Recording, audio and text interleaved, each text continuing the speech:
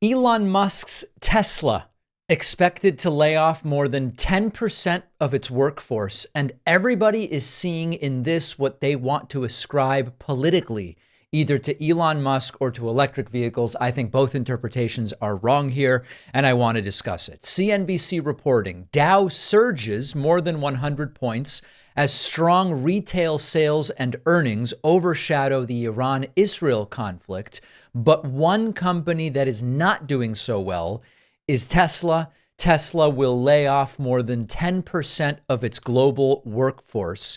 And it gives access, the article does, to an Elon Musk memo that refers to preparing the company for the next phase of growth, looking at cost reductions, increasing productivity, and indeed there is going to be a more than 10% layoff of Tesla staff. Now, let me give you a couple different perspectives on this that are being floated, none of which I think really captures what's going on. And I say this, I'm going to give this disclaimer, even though people said I no longer have to because I no longer own the stock.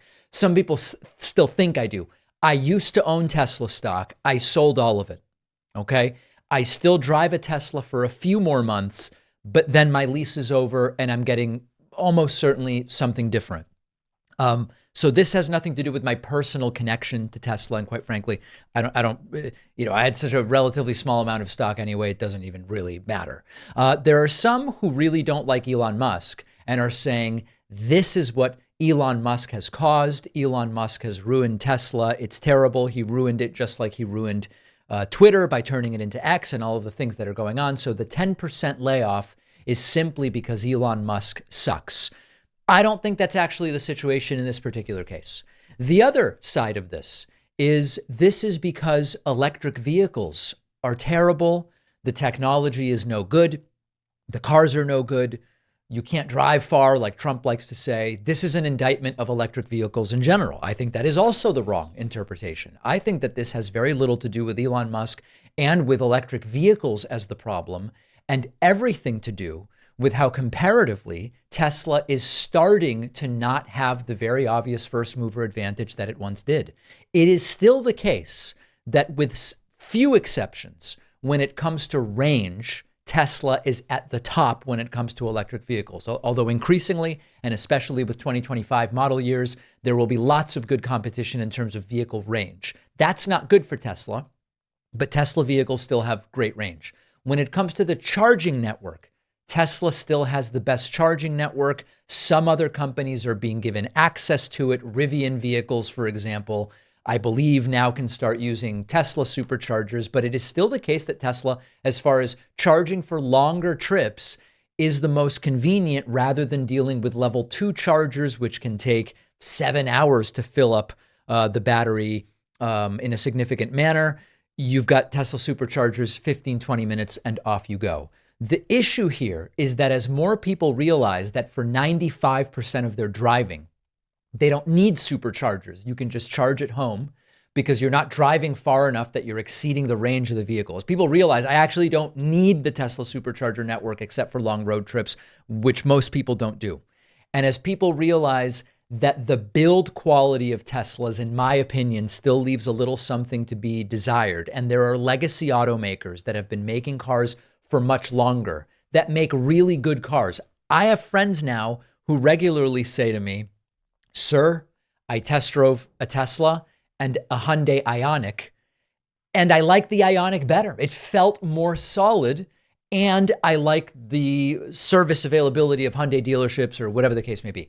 At the higher end, so many people that say to me, I test drove the Model X, the Tesla Model X, but then I looked at the BMW iX, and I'm interested in the forthcoming Volvo EX90, and the Rivian blew it out of the water. So the point here is Tesla did so much to speed up the development of electric vehicles, and that's a great thing.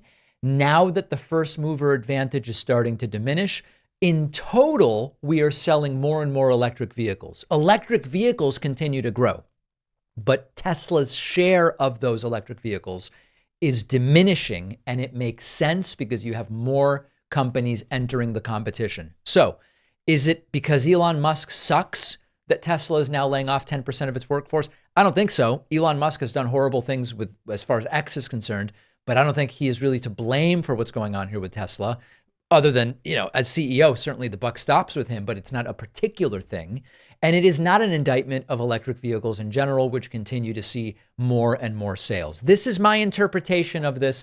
Let me know what you think. Let me know if you care. Let me know if you think this type of segment is even interesting, or whether I should never talk about electric vehicles and Tesla again. It is time to start thinking like voters and to make sure that kids understand the importance of voting, how it works, registering, ballot initiatives, because so many kids just have no idea.